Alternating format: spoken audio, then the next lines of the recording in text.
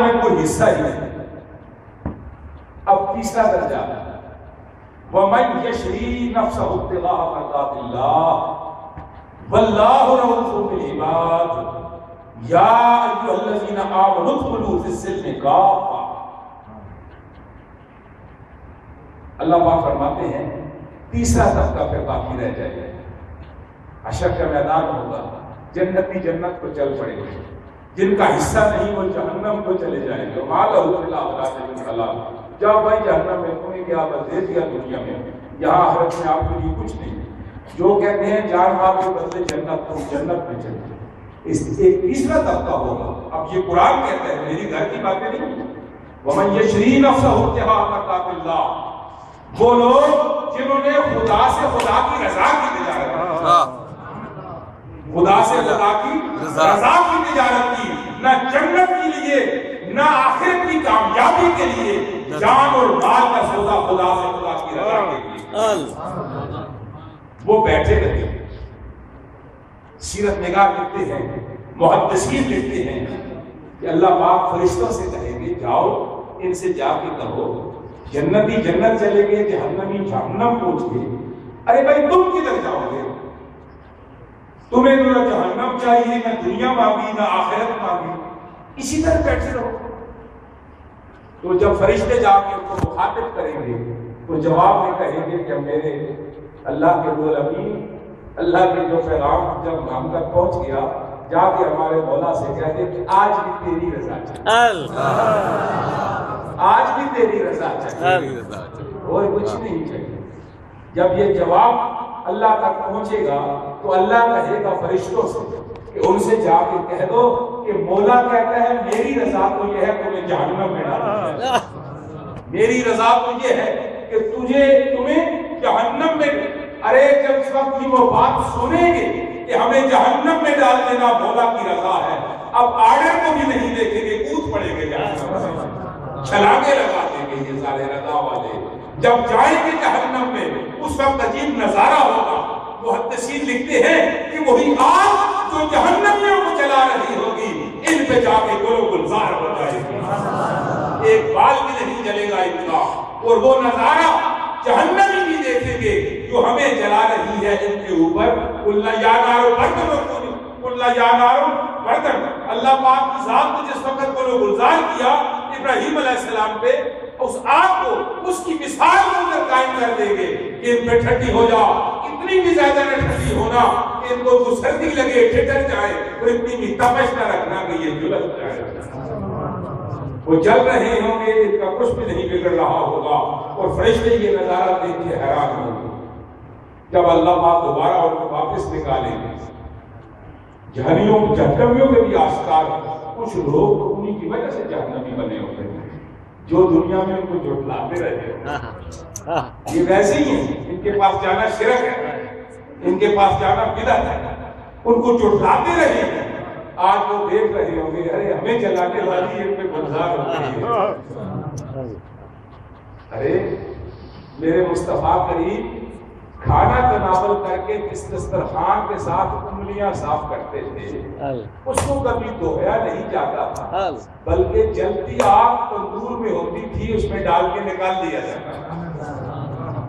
اور صحابہ کرام نے جب یہ عمل مہمانوں کے سامنے کیا تو مہمان نے کہا کہ میں اس وقت تک کھانا نہیں اس دسترخوان پہ کھاتا جب تک یہ حقیقت نہیں سمجھ آتی۔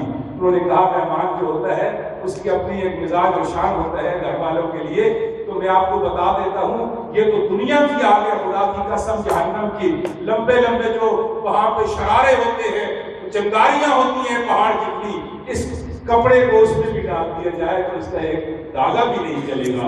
اس لیے کہ میرے مصطفیٰ کریم نے اس کے کھانے کھا کے انگلیاں صاف کی۔ اللہ اکبر، یا رسول اللہ، یا علی، یا رسول۔ اس کپڑے سے حضور کی انگلیاں مس ہو جائیں تو جہنم کی آگ نہ جلائے۔ جو فقیر جو ہے اللہ فناف رسول ہو ان کے نزدیک کیسے آپ جا سکتے ہیں؟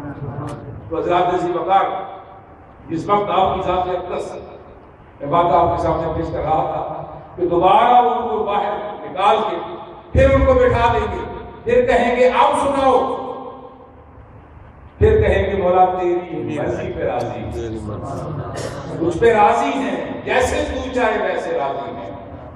تو اللہ کہیں گے جاؤ فرشتوں کو حکم دو، جاؤ جنت میں داخل دو۔ فرشتے کہیں گے اور عذاب والو جاؤ جنت میں، وہ کہیں گے نہیں، آپ لوگوں کے کہنے کہ ہم نہیں جاتے۔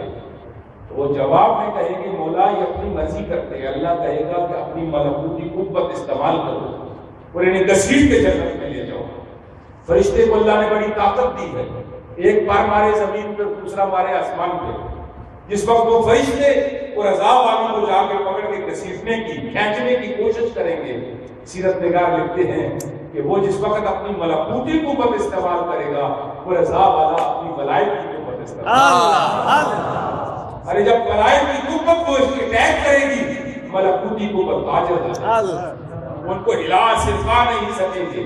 پھر وہ فرشتے عاجز آ کے جائیں گے اور جا کے کہیں گے مولا وہ تو ہم سے طاقتور ہے۔ پھر وہ کہیں گے دیکھ لیے یہ وہی ہے نا جن کے لیے میں نے تم سے مشورہ کیا، میں نے پیدا کرنا چاہتا ہوں، یہ وہ ہے۔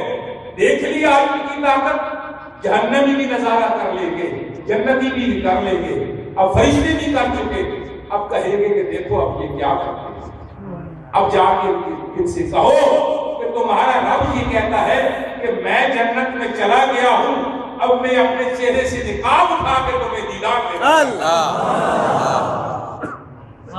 جب یہ میرے دیدار کی بات سنیں گے پھر دیکھو یہ کس طرح جنت میں جاتے ہیں۔ ارے جب فرشتے آپ ان سے کہیں گے ارے رضا والو مولا تو چلا گیا ہے جنت میں، اب اپنا حجاب اپنے چہرے سے اٹھا کے تمہیں دیدار دینا چاہتا ہے، وہ یہ سننے کی دیر ہوگی، پھر وہ اس طرح جائیں گے، پھر پرسلاب کا بھی پتہ نہیں ہوگا کس طرح گزر رہے ہیں۔ لیکن پھر لکھتے ہیں محدثین کچھ ایسے رضا والے ہوں گے جب پرسلاب پہ پہنچیں گے وہاں جا کے کھڑے ہو جائیں گے، رک جائیں گے۔ مولا پھر پوچھے گا ان سے پوچھو جا کے یار کیوں رکتے ہو ابھی تو ملا کر؟ تو کہیں گے مولا اس لیے رکے ہیں کہ نیچے جو جل رہے ہیں نا اس میں کوئی ایسے چہرے ہیں جنہیں ہم جانتے ہیں، ایسے چہرے ہیں جنہیں ہم جانتے ہیں۔ ارے تم کس طرح جانتے ہو؟ مولا کچھ تو مرید تھے لیکن لا مرید نہ تھے، صرف مرید ہی تھے، آتے تھے اپنی حاجات کے لیے، اپنے دنیاوی کاموں کے لیے، سیکھا نہیں ہم سے کچھ، عشق و محبت رسول ہمارے سینے سے اپنے سینے کو گرمایا نہیں، ہماری تعلیم پہ عمل نہیں کیا، صرف آ جاتے تھے یا تیرے بندے ہیں بس ان کے پاس جاتا ہوں دعا کے لیے تو مستجاب ہو جائے گی۔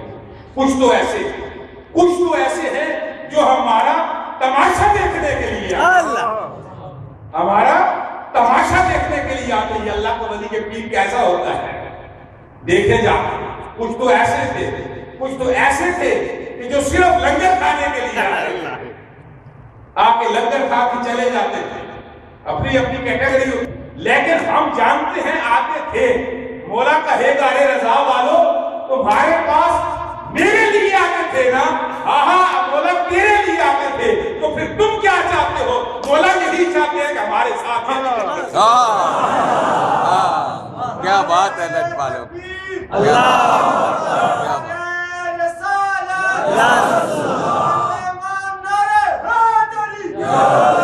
بس جس وقت مولا انہیں یہ حکم دے گا تو وہ ذکر والے کیا کریں گے اور رضا والے کیا کریں گے؟ ان کو بھی اپنی شعبدید پہ نکال کے اپنے ساتھ جنت میں لے گئے۔ والذین جاہدوا فینا لنہدینہم سبلنا وان اللہ لمع المحسنین۔ اللہ جو ہے وہ محسنین کے ساتھ ہے، آج بھی محسنین کے ساتھ ہے، کل بھی محسنین کے ساتھ ہے، پرسوں بھی اسی کے ساتھ رہے گا، اور انہی کی مرضی پہ ان کو بھی جہنم سے لگا کے جنت میں لے جائے گا۔ یہ محسنین کا درجہ ہے۔ تو اللہ رب العزت آپ سب پہ کرم کرے، آپ سب کا اور میرا حامی و ناصر ہو۔ میرا آخری پیغام میں حضور علیہ السلام کا جو لاسٹ ایڈریس ہے ہولی پروفٹ محمد صلی اللہ علیہ وسلم پیس بی اپان آپ کی ذات اقدس، آپ کی حجت الوداع کے موقع پہ اپنا آخری پیغام دیا ہے، جہاں پہ ہزاروں حجاج تھے۔ صحابہ کرام کی 3 روایتیں ہیں، 1,24,000 کی بھی ہے، 1,34,35 کی بھی ہے. 1,00,000 سمتھنگ ہزار یہ آپ کے صحابہ اکرام تھے. تو آپ نے اس میں ایک اونٹنی تھی، اس کا نام تھا قصوا. 2 نقطوں والا قاف سواد واو، یہ کھڑی زبر قصوا. جبل رحمت کے پاس اس کے اوپر بیٹھ کے آپ نے خطبہ دیا اور اس نے آخر میں کیا کہا؟ وہ جملہ کہ no murders committed during the days of ignorance are to be abated. اے لوگوں، جہالت کے دنوں میں جو قتل و غارت کھڑی کرتے تھے، جو جوا اور شراب کرتے تھے، جو برے کام کرتے تھے، اپنی بچیوں کو زندہ درگور کرتے تھے، آج اس حج کے موقع پہ جبل رحمت پہ اس خواب پہ بیٹھ کے تمہیں تمہارا رسول اعلان کر کے یہ کہتا ہے وہ جہالت کے دنوں میں جو کچھ کیا آج تمہیں معاف کیا جاتا ہے، آئندہ نہ. پھر آگے کیا کہا؟ You have rights over your wife and your wife have rights over you. تمہاری جو عورتیں ہیں ان کا تم پہ حقوق ہے، اور تم جو مرد ہو تمہاری عورتوں پہ حقوق ہے. Equal rights between husband and wife. خامد و بیوی کے آپس میں برابر کا حقوق ہے. عورتوں کے معاملے میں اللہ سے ڈرنا. یہ حضور کی حدیث میں آپ کو حضور کا پیغام سنا رہا ہے. بسم اللہ. اپنی بیویوں کو گھر میں نہ مارا کرو، یہ جہالت ہے. ان کے آپ کے حقوق ہیں، آپ کے ان پہ حقوق ہیں، ان کے معاملے میں اللہ سے ڈرو. پھر کیا کہا؟ No preference Arab over the non Arab and non Arab over the Arab but ان اکرمکم عند اللہ اتقاکم. کسی عربی کو کسی اجمی پر، کسی اجمی کو کسی عربی پر، کسی کالے کو کسی گورے پر، کسی گورے کو کسی کالے پر کوئی فوقیت نہیں. ان اکرمکم عند اللہ اتقاکم. فوقیت عزت اس کی ہے جو اللہ کے ہاں پرہیزگار ہے، متقی ہے، اس کی عزت ہے.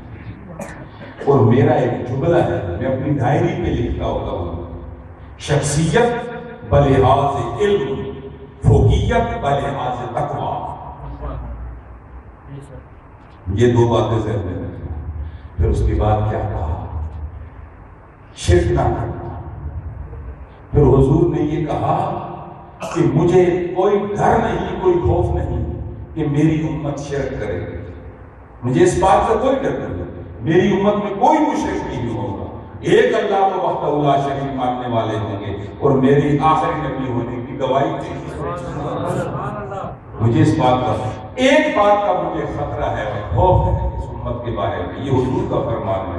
وہ آپ نے کہا کیا کہ میری امت کا سب سے بڑا فتنہ آزمائش دولت کے لیے لوگ ایک دوسرے کو قتل کرتے ہیں، ایک دوسرے سے امیر ہونے کی دوڑ میں لگے ہوں گے. ارے یہ مال تمہارے لیے فتنہ بن جائے. اور میرے سرکار نامہ شہر والے آپ کا کلام ہے، آپ فرماتے ہیں اتنی بڑی ہرس پیدا ہو کہ یہ انسان ہوتے کہ نہ رجدہ زمین ہوتے تھے نہ رجدہ آسمان ہوتے، کہ دولت دنیا اکٹھی کرتا تپا کے لائی کسی کی جان ہوتے کہ نہ رجدہ زمین ہوتے تھے نہ رجدہ آسمان ہوتے. اپنی جو دولت ہو آپ کے پاس کوشش کریں حلال کھائیں، چوری سے برائی سے اپنے آپ کو بچائیں. جو حلال کمائیں اس میں سے بھی انفاق کی سبیل اللہ کا مال نکالنے سے پاک کریں، اس کے اوپر تکبیر کہیں. دیکھیے بکرا بکری مرغا مرغی حلال ہے، لیکن جب تک بسم اللہ اللہ اکبر کہہ کے اس کی گردن نہ کاٹی جائے، ذبح نہ کیا جائے، ہم جیتے جی جانور کی کام کاٹ کے نہیں کھاتے. اپنے ہاتھ کی کمائی کو بھی حلال کرو. یہ سارا پیغام آپ کو اس لیے دیتے جا رہا ہوں.